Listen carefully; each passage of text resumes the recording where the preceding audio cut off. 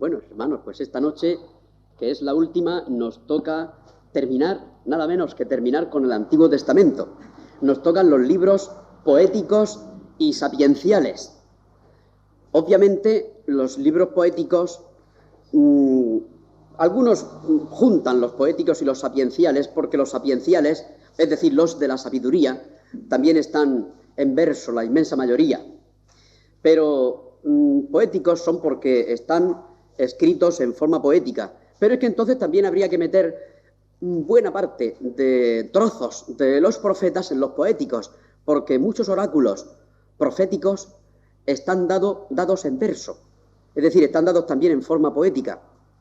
Pero nos vamos a dedicar especialmente, lógicamente, lo que es conocido por todos como los poéticos, que es desde Job, mejor dicho, desde Job hasta el Cantar de los Cantares, que los poéticos, pues destaca, como todos sabéis, los salmos. En la división que vimos de Lucas 24-44 siempre nos referimos a eso porque es una división que el mismo Señor Jesucristo puso en su bendita boca cuando dijo que les explicó a los discípulos lo que de él decían desde la ley de Moisés, los profetas y los salmos. Bueno, pues hoy nos toca lo que él llamaba los salmos, pero que contiene también otros escritos. Pero nos vamos a dedicar en el tiempo que nos dé a ver algo de los poéticos y de los sapienciales. En la poesía hebrea no es como nuestra poesía, que rima algunas veces el final de las palabras de un verso y de otro, es decir, que son parecidos y suena a nuestro oído de una forma parecida, sino que la rima, es decir, el parecido de un verso con el siguiente no se basa en cómo suena al oído, sino que es parecido de conceptos. Es decir, rima, si cabe la expresión, de conceptos. Y se basa mucho en el paralelismo.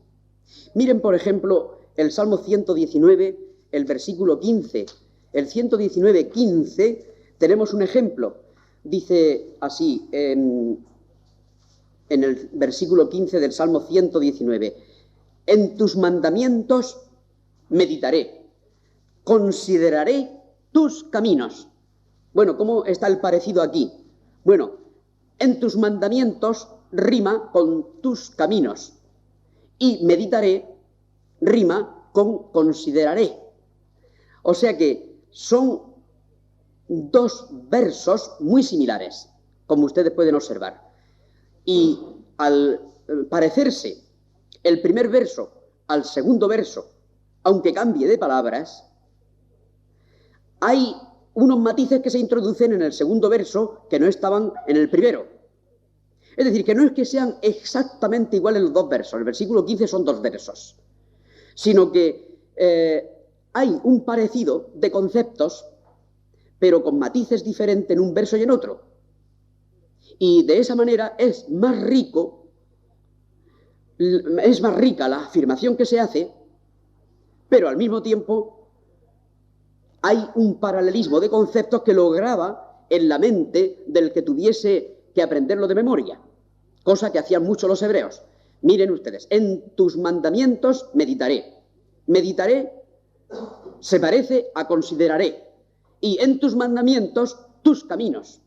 Así que eso es un paralelismo que se llama paralelismo sinónimo en el hebreo.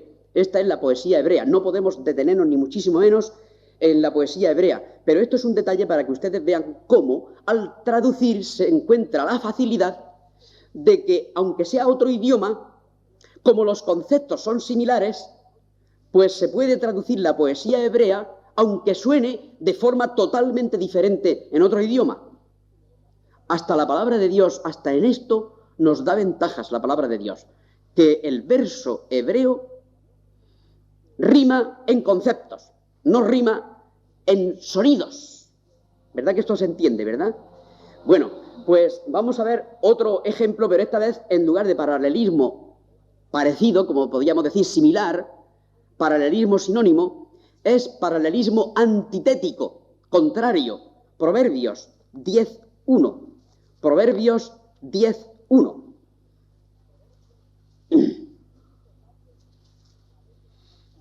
El hijo sabio alegra al padre, pero el hijo necio es tristeza de su madre.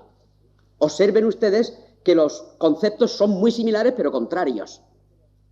Esto es lo que se llama el paralelismo antitético. El hijo sabio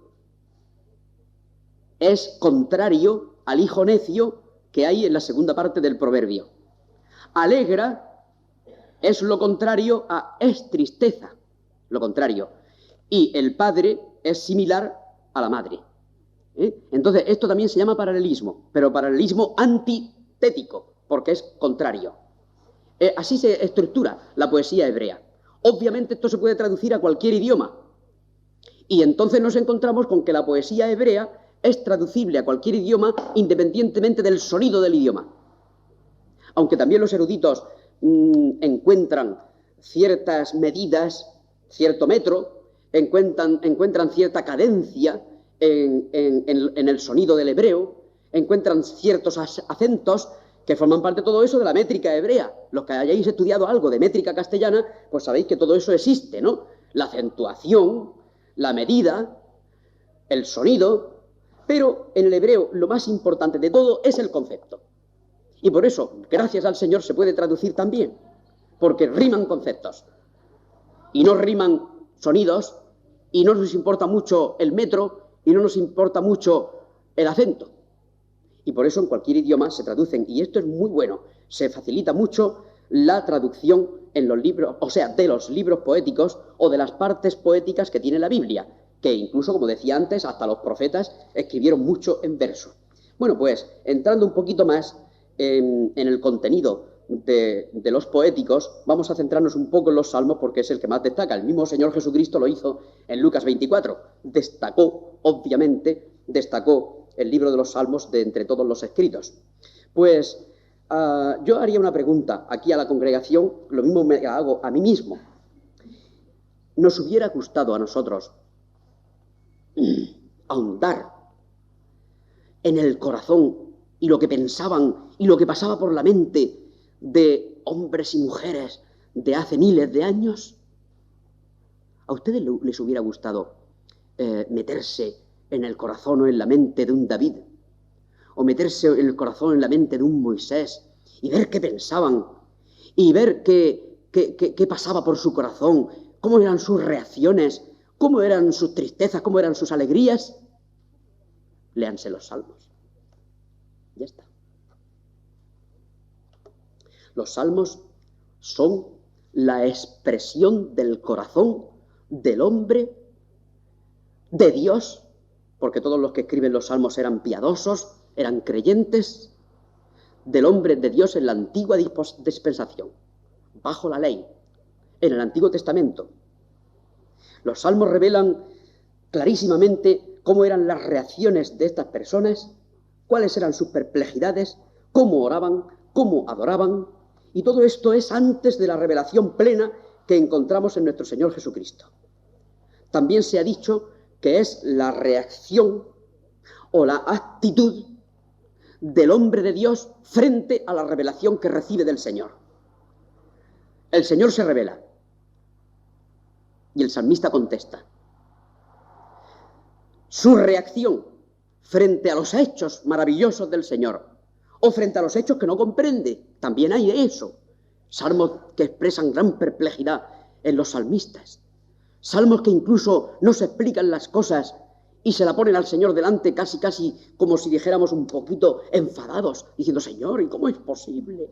Y así sucesivamente. Sobre todo, lo más importante es que tenemos un registro precioso en el libro de los Salmos de lo que pasaba por el corazón, de lo que pasaba por la mente de aquellos hombres de la antigüedad, antes de la revelación plena de nuestro Señor Jesucristo.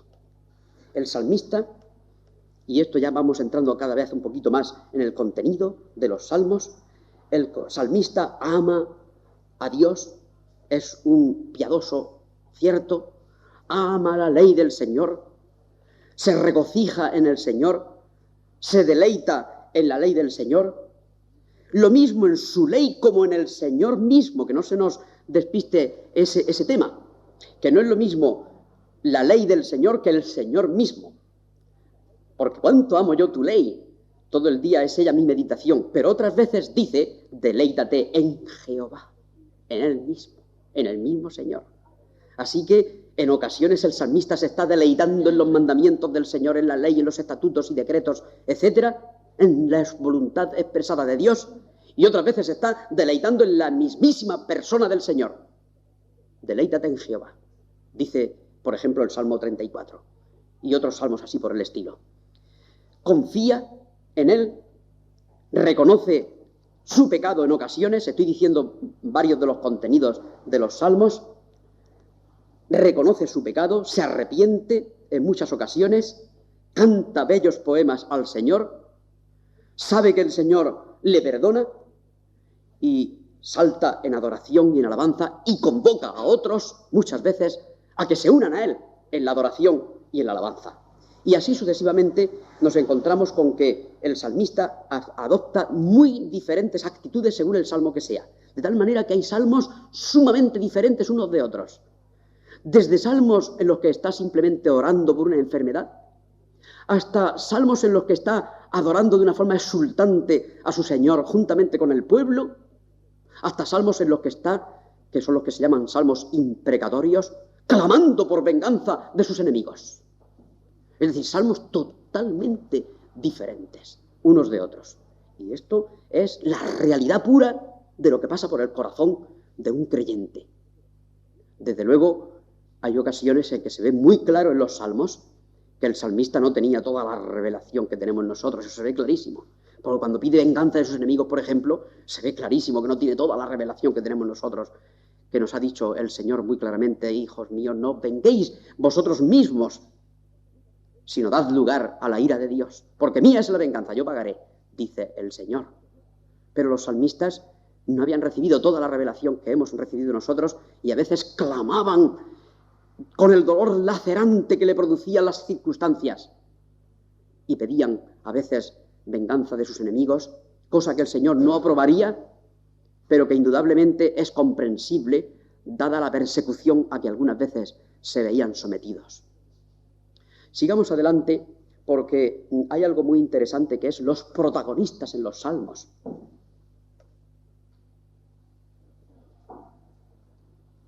El protagonista principal obviamente es Dios. Y no podemos hacer nada más que mencionarlo ahora, porque si empezáramos a hablar de la teología en los salmos, pues ya teníamos para un estudio de una semana, con la teología de los salmos. Es decir, tal como se ve a Dios en los salmos y las cosas que de Él se dicen. Pero dejémoslo ahí. El protagonista principal, Dios. También es protagonista el Mesías, en los salmos mesiánicos, hablando del Señor Jesucristo que habría de venir. Y dos protagonistas básicos en el hombre, que son el piadoso y el impío, ya desde el Salmo 1.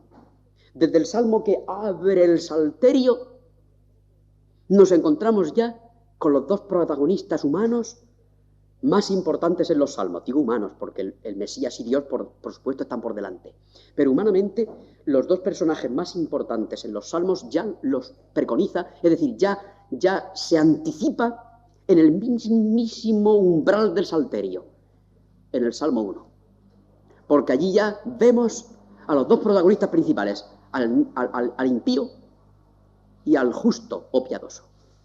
Y es interesante algo que os lo voy a dar prácticamente hecho, pero que os recomiendo que hagáis por vuestra cuenta con más detenimiento todavía que lo he hecho yo. Y es que hay una serie de nombres que se le dan al justo y una serie de nombres que se le dan al impío. Y ambos reflejan, cada nombre refleja todo un concepto detrás que sumado todo eso en un conjunto de nombres es un verdadero tratado de psicología, que si lo juntamos con los salmos, tenemos un gran... Perdón, con los proverbios, me he equivocado. Si lo juntamos con los proverbios, todo lo que se dice del necio, todo lo que se dice del sabio, todo lo que se dice del justo, todo lo que se dice del impío, nos proporcionan un verdadero tratado de psicología práctica, no teórica, sino práctica. Vamos a reducirnos en este momento a los salmos, no vamos a pasar a los proverbios, que después, si pasamos a los sapienciales, espero que nos dé algo de tiempo para hablar de los sapienciales. Una columna relativa a los temerosos de Dios, justos, piadosos, santos, humildes, mansos, siervos, íntegros, contritos, sabios, pobres, rectos de corazón, los que confían en el Señor.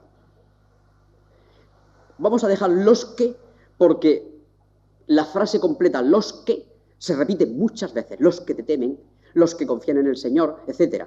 Pero eso ya prácticamente casi no son nombres, sino que son frases completas. Todo esto que he dicho hasta ahora forma la columna relativa a los temerosos de Dios. Voy a repetirla por si alguien estaba tomando nota. Los justos, los piadosos, los santos, los humildes, los mansos, los siervos, íntegros, contritos, sabios, pobres, rectos de corazón, o rectos simplemente, a veces rectos simplemente. Y en la columna de los impíos, es decir, de los que persiguen al justo, de los que se mofan de Dios, etc., pues tenemos esta lista: impíos, malos, insensatos, necios, rebeldes, inicuos, altivos, malignos, escarnecedores y pecadores. Esta es la lista tenebrosa de aquellos que dicen no hay Dios. Salmo 14:1. Dijo el necio en su corazón, no hay Dios. Voy a repetirla para los que toman nota: impíos, malos, insensatos, necios, rebeldes, inicuos, altivos, malignos, escarnecedores, pecadores. Pues estas dos columnas, relativas la una a los justos y la otra a los impíos, forman los grandes protagonistas desde el punto de vista humano de los salmos. El uno persigue al otro, el impío prospera en muchas ocasiones, causando la perplejidad del justo, que dice que algunas veces casi se deslizaron sus pies viendo la prosperidad de los impíos. Y así sucesivamente vamos viendo estos dos protagonistas una y otra vez a lo largo del libro de los Salmos. Siguiendo adelante, porque voy contrarreloj y yo mismo me voy frenando y me voy quitando cosas de delante. Una vez que ya hemos visto los protagonistas principales y lo mucho que nos habla cada una de esas palabras, os recomiendo, por ejemplo, para los mansos, para los humildes, el Salmo 34. Porque solo el Salmo 34, no para que lo leáis ahora, claro, solo el Salmo 34 contiene varios de estos nombres que yo he dado, y creo que en un solo salmo es el que más encontramos de estos nombres, en un solo salmo, de estos nombres que yo he dado ahora. Siguiendo adelante, sería conveniente que viésemos los temas principales de los salmos. Hay algo que no he dicho anteriormente, y es que el Salterio, como también se le llama al libro de los salmos, el Salterio era, o llegó a ser, mejor dicho, llegó a ser el libro de cánticos de Israel, o su himnario. No que fueran compuestos los salmos con esa finalidad primera, no. Porque los salmos surgieron de muy diversas circunstancias de los autores. A veces en una persecución del salmista, a veces en una enfermedad, a veces cuando haya cometido un horrendo pecado y se arrepentía delante de Dios en un salmo penitencial, a veces convocando al pueblo a la alabanza, convocando al resto de los justos y los que temen al Señor a la alabanza y a contarse unos a otros lo que el Señor había hecho a su alma. Pero cuando estos salmos se cantaban Y cuando en el templo tuvieron que sistematizarlos para poder cantar todos juntos bajo la dirección del que se llama en los salmos, en el título, al músico principal, pues eso se supone que era el director del coro, probablemente, el músico principal. Y con todas las indicaciones que hay en los títulos, que algunas veces son indicaciones musicales, pues es muy probable que se fueran coleccionando, se fueran juntando y compilando de aquí y de allá, de Moisés, de David, de Asaf, de autores anónimos, etcétera, y llegaran a formar lo que nosotros conocemos ahora por el libro de los Salmos con sus 150, que sería, y que llegó a ser, el himnario de Israel, el himnario del pueblo de Dios, y que el mismo Señor Jesucristo cantó desde el 113 hasta el 118, la noche en que fue entregado. Porque no sé si recuerdan ustedes que en el Evangelio de Juan, cuando se fueron al huerto de los olivos, donde se iba a producir el prendimiento, dice que habiendo cantado el himno, salieron. ¿Recuerdan ustedes aquello, no? Pues el himno completo, cuando era completo, era desde el Salmo 113 al 118. A veces no cantaban todo, cantaban trozos, ¿no? Se llamaba el gran Halel, el gran Aleluya, el gran Halel. Y el gran Halel era del 113 al 118. Luego ellos tenían para cada fiesta, sabían los salmos que habían de cantar, porque muchos de ellos incluso eran mesiánicos, y el mismo Señor Jesucristo lo cantó con sus discípulos la noche de la Pascua, después de haber cenado, después de haber tomado la Pascua, de haber instituido la Santa Cena, que dijo, haced esto en memoria de mí. Después de eso, todavía después, dice, habiendo cantado el himno, salieron. Ya sabéis que se fue al huerto de los olivos, a donde fue prendido por la turba que capitaneaba el traidor Judas. Y es muy hermoso ver que el Señor usó de estos salmos en diferentes ocasiones, frases que hay en los evangelios en que el Señor cita de los salmos, pero es también muy hermoso saber que incluso lo cantaba, como nosotros cantamos. Es decir, que después de la cena, ellos cantaron, estarían 12 personas, porque el traidor se había ido ya, el traidor se había ido, entonces quedaban 11 apóstoles y el Señor Jesucristo, 12, cantaron el himno, y dice el himno, y el himno era el que se cantaba en la Pascua, el gran Halel, probablemente completo, sería del 113 al 118. Y fijaros que es que no puedo evitar de deciros algunas cosas, a pesar de que debo de correr. Hay en uno de los salmos, eso me parece que es el 118, dice, atad las víctimas a los cuernos del altar para inmolarlas. Y el Señor sabía que iba a ser inmolado muy pronto, como el Cordero de Dios que quita el pecado del mundo. Y él cantando el himno con sus discípulos. Ese himno, que tiene partes mesiánicas, y que indudablemente se referían a él mismo, que iba a ser inmolado inmediatamente, muy pronto, dentro de dos días probablemente.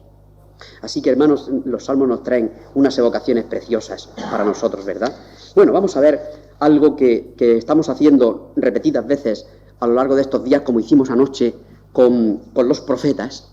Vamos a hacer esta noche, porque esto ayuda mucho, y sobre todo en unas clases sintéticas como estas, o panorámicas. Los temas principales de los salmos, porque esto unifica mucho el pensamiento. Y dice, bueno, aunque no me lea todos los salmos, pero por lo menos sé cuáles son los temas principales, cuál es su temática principal. Bueno, pues unas veces son oraciones fervientes. Otras veces expresan perplejidades del salmista. Otras veces quejas y petición de venganza sobre sus enemigos, como hemos dicho anteriormente. Alabanzas, adoración. Muchas veces la alabanza y la adoración individual, pero en muchas ocasiones, aunque empiece el salmo en forma individual, acaba llamando a Israel y convocando al resto para la alabanza. Es muy interesante ver que muchas veces se empieza el salmo con una problemática individual y acaba de una forma colectiva apelando al pueblo, apelando al resto de sus amigos, apelando al resto de los piadosos para que también adoren al Señor. Lo individual y lo colectivo estaba muy entrelazado en el pueblo de Dios. Y a mí me resulta verdaderamente sugestivo aquel Salmo 66 en el que dice, venid, todos los que teméis a Dios, y os contaré lo que ha hecho a mi alma. Qué versículo, hermanos. Ese versículo tendríamos que tenerlo nosotros como una norma, como un lema para los cultos libres, los cultos en que nos expresamos libremente delante del Señor, como es el culto de la mesa del Señor, como son los cultos de oración. Venid todos los que teméis a Dios, y os contaré lo que ha hecho a mi alma. ¿Qué os parece? ¡Qué convocatoria! ¡Qué convocatoria más preciosa! Pues así se expresan los salmos en muchas ocasiones, pasando de lo individual a lo colectivo de una forma comunitaria maravillosa.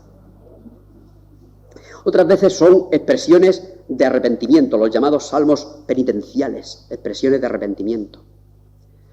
Otras veces son salmos de naturaleza, se llaman así por los eruditos, salmos de naturaleza, porque sale la naturaleza, a veces en forma personificada incluso, que alaba al Señor.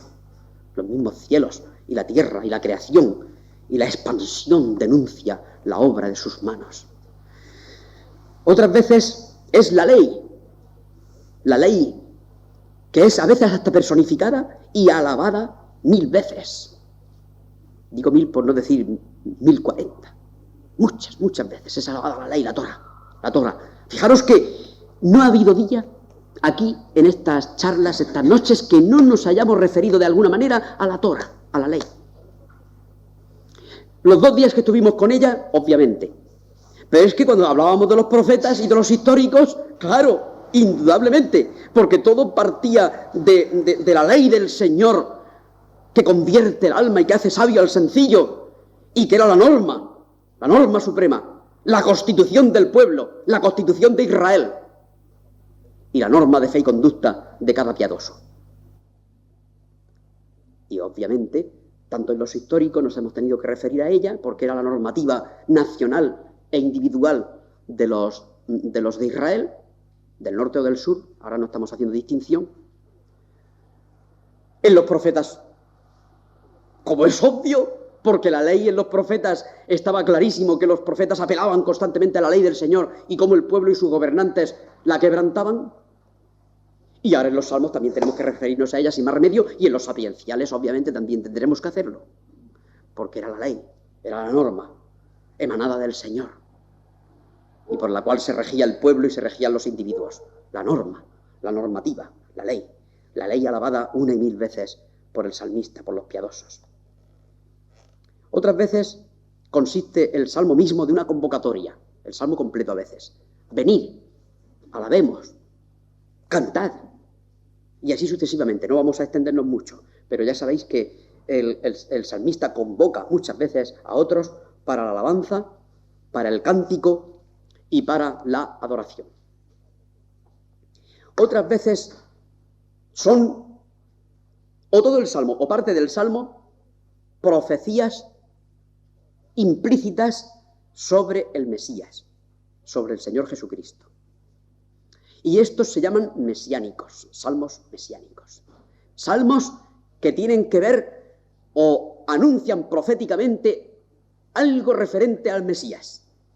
El Salmo 16 es obvio que lo recordamos el otro día también, ¿no?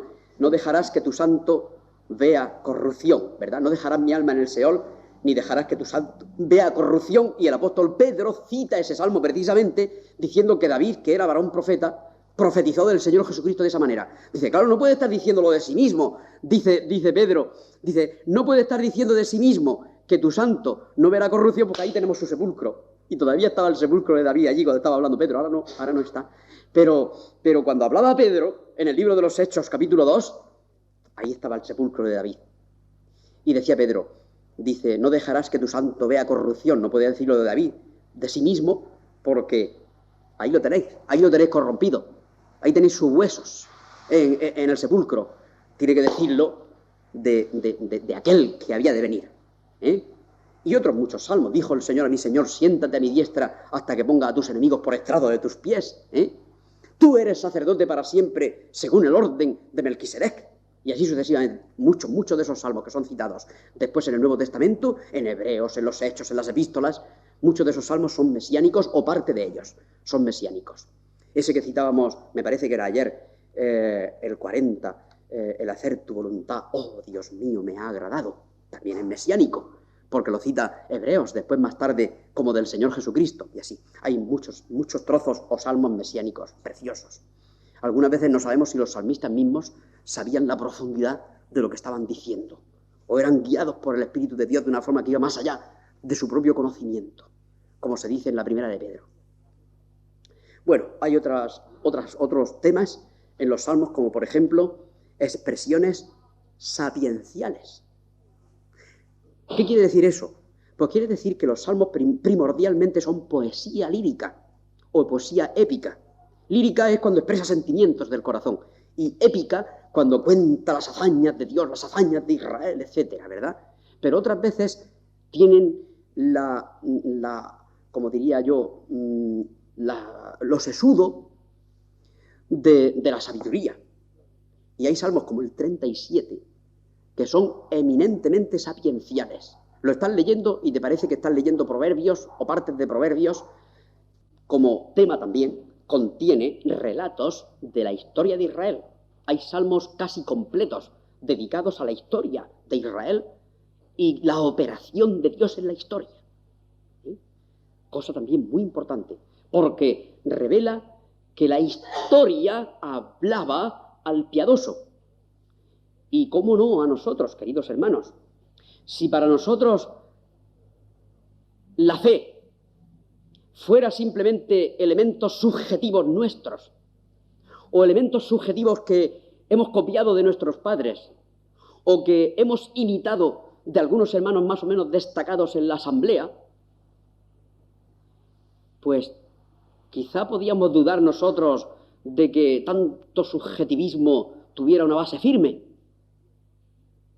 Pero, hermanos, la fe nuestra, la fe de la Biblia, está basada en hechos históricos. Y el israelita lo sabía muy bien, y lo cantaba en sus salmos, y repetía una y mil veces las veces que el Señor había actuado con poder y gloria y con mano poderosa para su pueblo, y cómo les había auxiliado inmensidad de veces, y cómo se les había revelado. Historia. Elemento histórico importantísimo en los salmos y en toda la revelación bíblica. Los elementos de la historia de nuestro Señor Jesucristo, historia pura. Los hechos redentores de Jehová, los hechos redentores de Jesús, historia rigurosa, no meramente sentimientos subjetivos que nos transmitimos el uno al otro, sino que están basados en historia rigurosa. Y la doctrina o las enunciaciones doctrinales se basan en hechos acontecidos. Y eso lo sabía el salmista. Y el salmista en muchas ocasiones echa mano de la historia del pueblo de Israel para alentar a sus queridos hermanos y para instruir a los otros, a los más jóvenes o a los demás de la congregación. Bueno, pues con esto diremos que debemos, porque son casi las 9:15, debemos terminar con los libros poéticos, porque pasamos a los sapienciales y los sapienciales también son poéticos, así que prácticamente no hemos perdido, no hemos cambiado casi de tema. Aunque queda el Cantar de los Cantares, pero como Jaime Stand ya habló aquí del Cantar de los Cantares largo y tendido, pues nos lo vamos a ahorrar. Los libros sapienciales, Job, Proverbios, Eclesiastés, se llaman así porque tienen que ver o detallan la sabiduría. Y la sabiduría no es en la Biblia la del que le dan el premio Nobel. La sabiduría de la Biblia no es la del que está metido dentro de un laboratorio con muchos instrumentos de esos de laboratorio y descubre algunas cuantas enzimas o algunos cuantos ácidos o algunas cuantas moléculas, no. Ni tampoco de matemáticas, ni tampoco de arte, ni de ciencia, ni de nada de eso. La sabiduría en la palabra de Dios tiene que ver con nuestra actitud frente al Dios que se revela. Primero, actitud, y después conducta, consecuente con esa actitud. Por eso es predominantemente ética la sabiduría de la Biblia. Práctica, oportuna, en su momento. Porque un genio de la ciencia, un genio de la música, un genio de la literatura o de cualquier cosa puede ser un verdadero necio desde el punto de vista de la palabra de Dios. Un verdadero necio. Dijo el necio en su corazón: no hay Dios. Y ya puede ser todo lo genio que seas, en cualquier rama del saber. Por muy sabio que seas en cualquier rama del saber, si dices en tu corazón no hay Dios, eres el necio por antonomasia de la Biblia. O si no tienes en cuenta a Dios aunque creas en Él, también es necio, según la palabra de Dios. No eres sabio, según la palabra de Dios. La palabra de Dios nos dice claramente en Proverbios 1:7, ese es un versículo clave y otros más, que el principio de la sabiduría es el temor de Jehová. Y el temor de Jehová no un temor pánico, desmandado, sino el reverencial temor al Señor, que le tiene en cuenta y quiere conocer lo que Él dice para ponerlo en práctica. Por eso decía antes que es primeramente actitud con C, no aptitud con P, que no es lo mismo aptitud con P que actitud con C, porque aptitud con P depende del cociente o el coeficiente intelectual que tengas y de los conocimientos que hayas adquirido en cualquier rama del saber, esa aptitud con P. Pero la actitud con C es la actitud que tú adoptas, la postura que tú adoptas, la resolución que tú adoptas respecto al Señor, respecto a Dios. Y por eso te dice la sabiduría, que el principio de la sabiduría es el temor del Señor. En el Salmo 1:7, Proverbios 1:7, la segunda parte dice: los insensatos desprecian la sabiduría y la enseñanza. Y el 2:6 de Proverbios dice: porque Jehová da la sabiduría. Él la da. Y no depende de la inteligencia natural que tengas o de la poca inteligencia natural que tengas. Depende de nuestra actitud delante del Señor y de las actividades consecuentes. La sabiduría, como hemos de caer siempre en ello, tiene que ver también con la ley. Miremos las relaciones entre la ley y la sabiduría en Deuteronomio, por ejemplo, Deuteronomio 4:6. Me parece que este versículo lo leímos el otro día, pero no está de más leerlo en el contexto de los libros de la sabiduría, de los libros sapienciales. Deuteronomio 4:6. Guardadlos pues, se refiere a los estatutos y leyes que el Señor ha dado. Guardadlos pues y ponedlos por obra, porque esta es vuestra sabiduría y vuestra inteligencia ante los ojos de los pueblos, los cuales oirán todos estos estatutos y dirán: ciertamente pueblo sabio y entendido, nación grande es esta. Es decir, la relación entre la ley y la sabiduría. El poner en práctica la ley del Señor es sabiduría. Vamos a ver otro también de antología en el Salmo 19. El Salmo 19, versículo 7. 19:7. La ley de Jehová es perfecta, que convierte el alma. El testimonio de Jehová es fiel, que hace sabio al sencillo. Basta. Con esto ya tenemos bastante. Que hace sabio al sencillo. El sencillo, que no le ha hecho falta tener grandes tomos de ciencia o de literatura metidos en el cerebro, ¿no? No digamos con esto que estamos nosotros desanimando a los jóvenes para que estudien, ni mucho menos. Que cuanto más estudiéis y cuanto más sepáis, pero sometido a la palabra de Dios, mejor. Ahora, si estudiáis mucho y lo sacáis fuera del contexto de la palabra de Dios, de manera que batalle contra la fe y batalle contra la palabra de Dios, seréis necios, según la Biblia. Pero si todo lo que aprendéis sea de filosofía, de ciencia, de arte, de lo que sea, lo encuadráis dentro del marco de la palabra de Dios y bajo la diagnosis divina y la dirección del Señor, seréis más sabios cada día.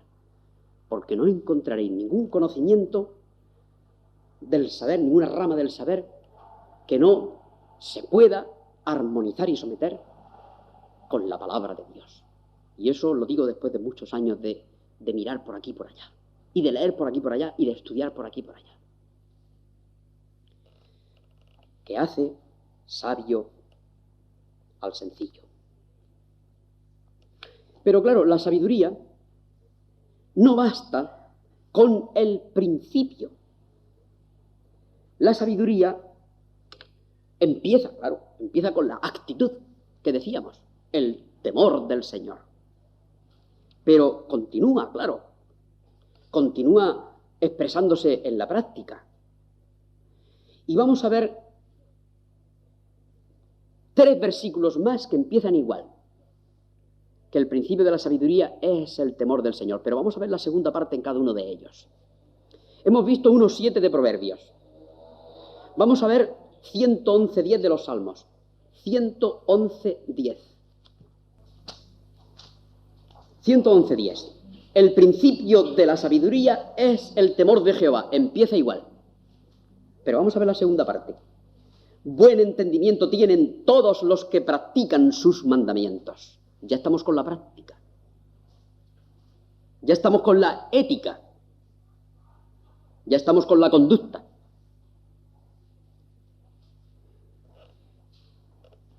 La sabiduría en la Biblia es, después de la actitud primaria, es eminentemente práctica. Es eminentemente oportuna, según el Señor. Es ética. Ética cotidiana. En Job 28:28, otro de los libros sapienciales, que se plantea el sufrimiento de los justos, pero no podemos ni tocar ni de pasada siquiera. Job 28:28. Y dijo al hombre: he aquí que el temor del Señor es la sabiduría, y el apartarse del mal, la inteligencia. Parecido al Salmo 111. Tiene la primera parte, que es actitud previa para el principio del camino, y después lo que viene detrás, el apartarse del mal, la inteligencia. Ya tenemos 3 que empiezan igual. Vamos a ver el cuarto. Que yo sepa, no hay más que 4, que yo sepa. El cuarto es Proverbios 9:10. Proverbios 9:10. Que también empieza igual, que el principio de la sabiduría es el temor del Señor. 9:10.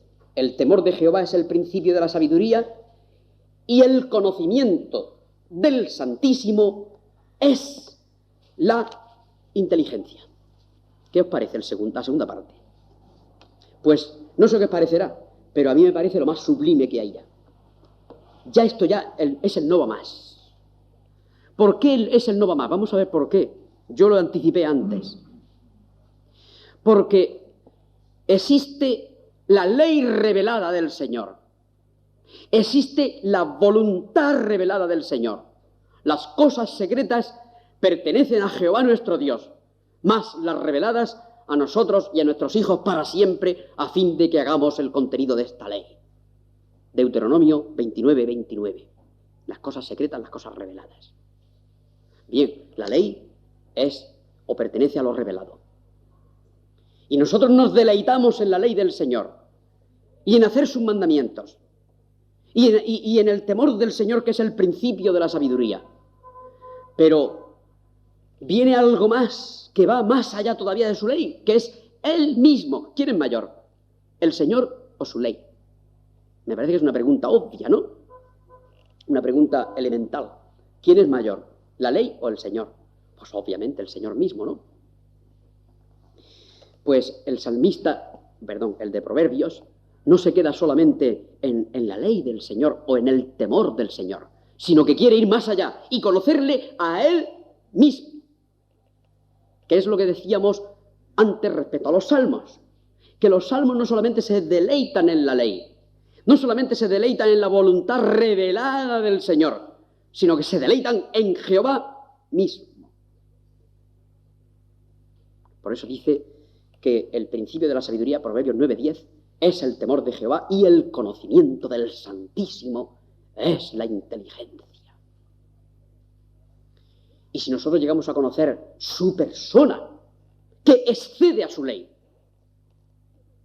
es más que su ley, su persona que jamás acabaremos de conocer del todo, ni en la eternidad, en los siglos de los siglos no acabaremos de conocerle del todo. Porque entonces, si llegáramos a conocerle del todo, seríamos nosotros Dios.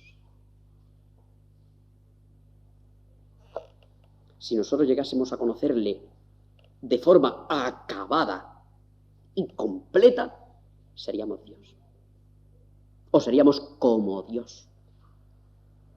Por lo tanto, en los siglos de los siglos de los siglos de los siglos eternos, estaremos en su presencia recibiendo más y más y más y más riquezas insondables del conocimiento y de la ciencia y de la multiforme sabiduría de Dios, como dice Efesios 3:10. Sin acabarse jamás, sin agotarse y sin aburrirnos jamás. Porque los tesoros de su ciencia, de su sabiduría, de su conocimiento y de sus deleites para nosotros nunca acabarán.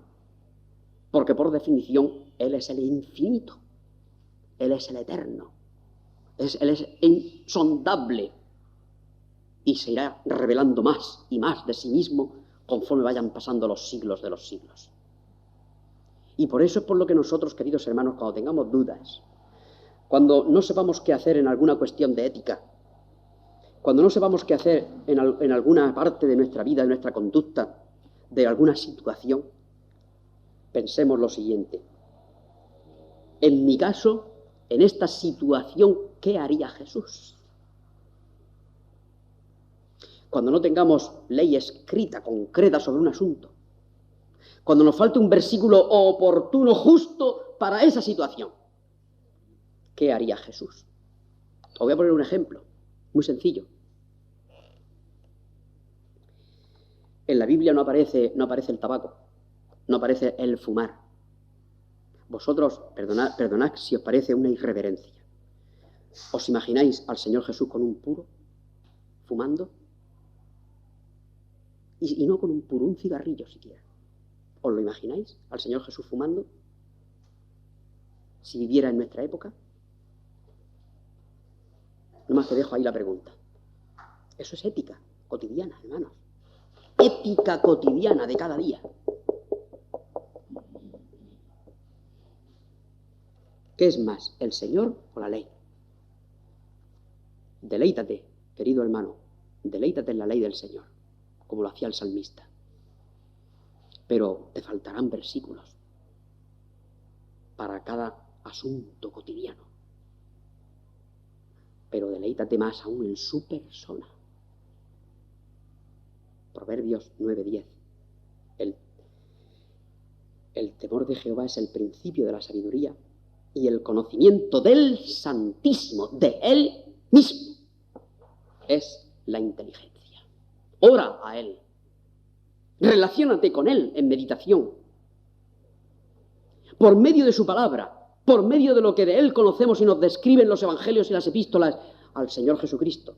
Dios, habiendo hablado muchas veces y de muchas maneras en otros tiempos a los padres por los profetas, en estos postreros tiempos nos ha hablado en el Hijo, mejor que por el Hijo. Mejor traducción, en el Hijo que por el Hijo. Porque le vemos a Él, y viéndole a Él, hemos visto al Padre. Y viéndole a Él llorar, vemos a Dios llorar. Y viéndole a Él alabar, vemos a Dios alabar. Y si vemos a Él reprender, vemos a Dios reprender. Si vemos a Él enseñar, vemos a Dios enseñando. El que me ha visto al Padre. dice el Señor.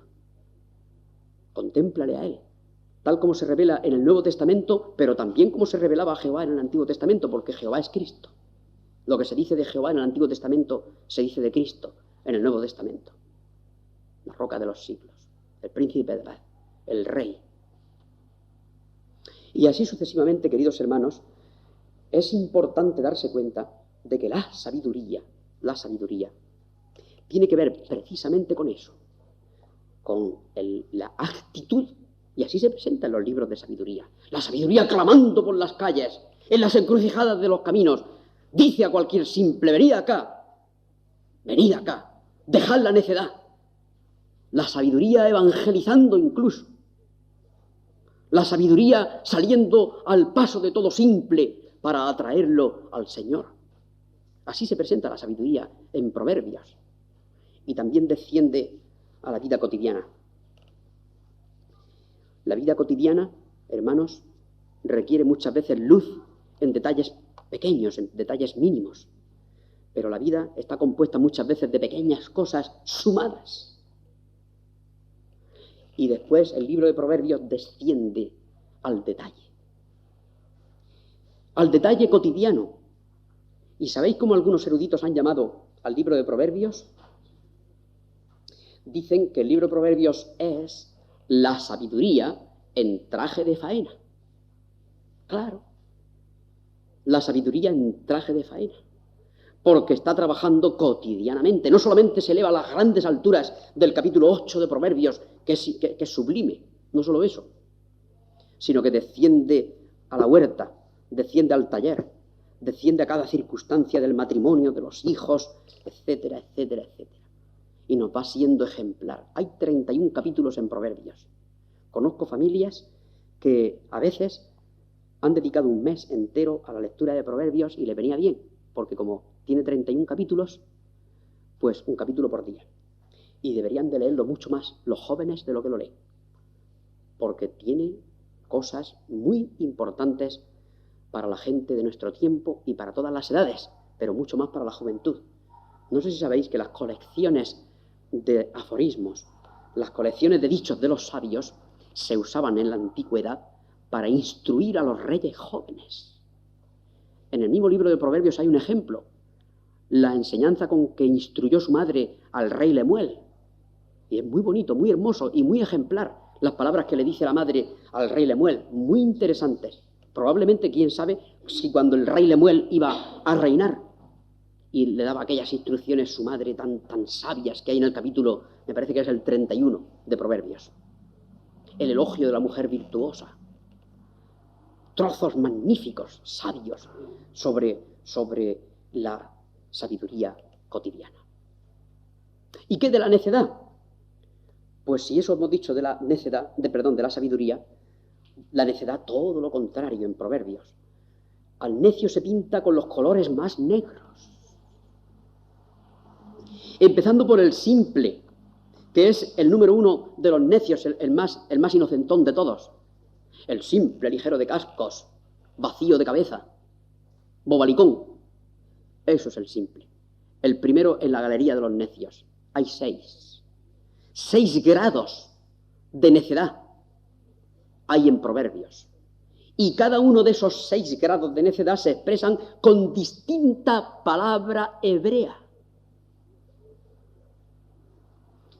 Lo cual quiere decir que el Señor en hebreo tiene una palabra especial para cada grado de necedad que podamos tener nosotros. 6 grados de necedad. Desde el simple hasta el escarnecedor o burlador, que es el máximo. Pasando por todos los grados de necedad. El insolente, el grosero, el maligno, todos los grados. Desde el simple bobalicón ligero de cascos, que es el primero de la galería de los necios, hasta el escarnecedor, el burlador, el altivo, el arrogante, el maligno, que hace ya daño con su necedad. Bueno, pues queridos hermanos, 6, no podemos ni siquiera mencionarlos de pasada. 6 grados de necedad se expresan en Proverbios, para que nosotros aprendamos bien a no imitarlos jamás. Y si conocemos alguno de ellos, llamarle a la luz del Evangelio para que sean convertidos y vivan. Especialmente los grados inferiores, porque el grado superior del escarnecedor, burlador y todo eso, solo el Señor sabe, pero también tenemos que evangelizar a esos. Aunque el escarnecedor, cuando se le reprende, odia al que le reprende. Pero el sabio acepta la reprensión y agradece la reprensión.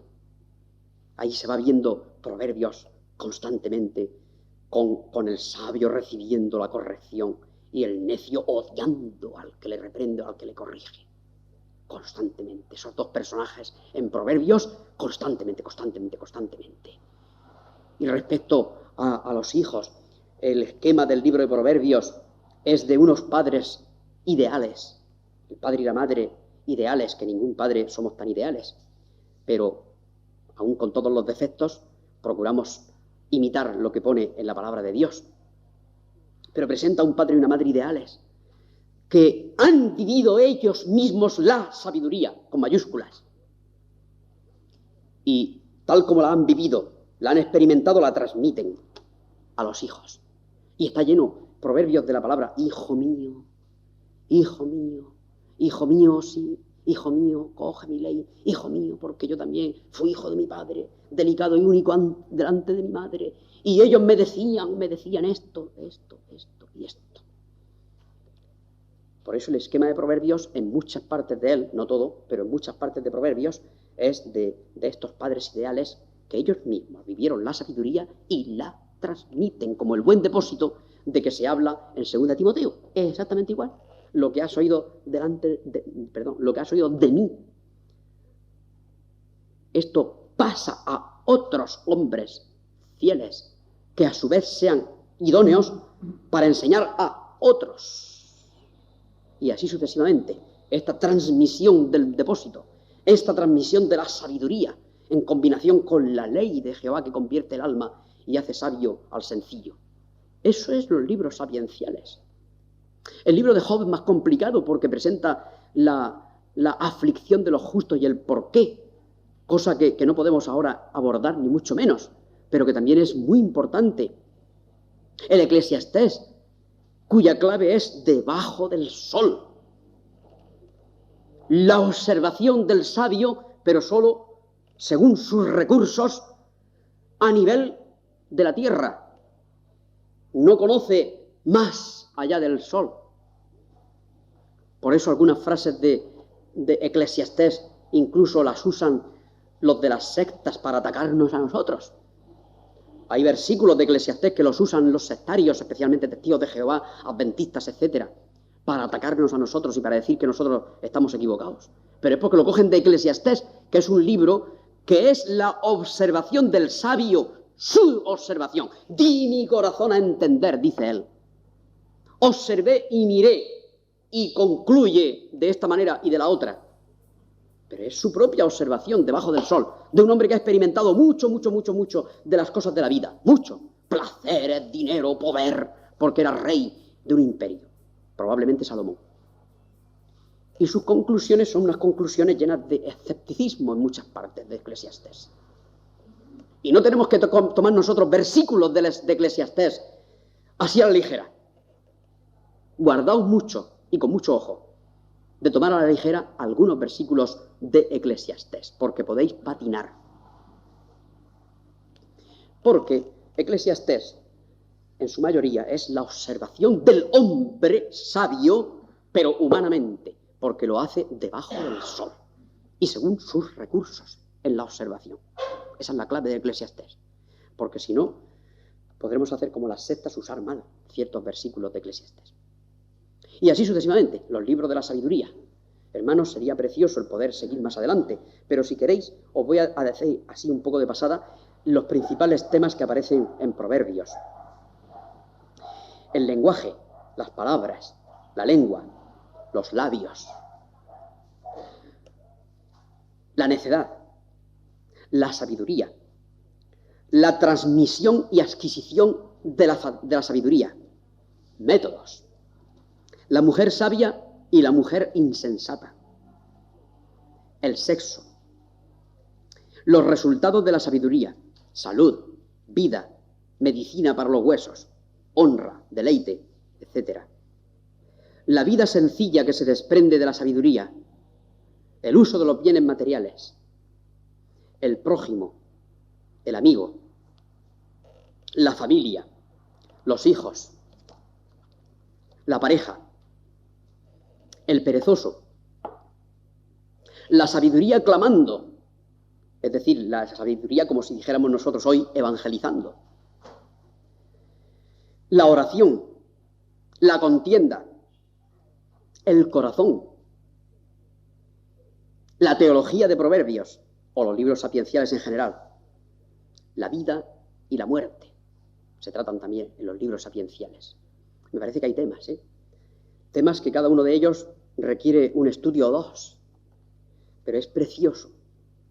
Supongo que vosotros podréis hacerlo en alguna ocasión, o lo habréis hecho quizá, estudiar en forma temática lo que sale en los libros de la sabiduría, y da para temas como esos que hemos leído, maravillosos y de muchísima instrucción, tanto para jóvenes como para mayores. Aquí estoy viendo 2 o 3 jóvenes, o 4, no sé, que tuvimos la oportunidad de estudiar juntos en el campamento de Águilas el libro de Proverbios, y estoy seguro que lo recuerdan con cariño, porque disfrutamos mucho en esos días estudiando este libro.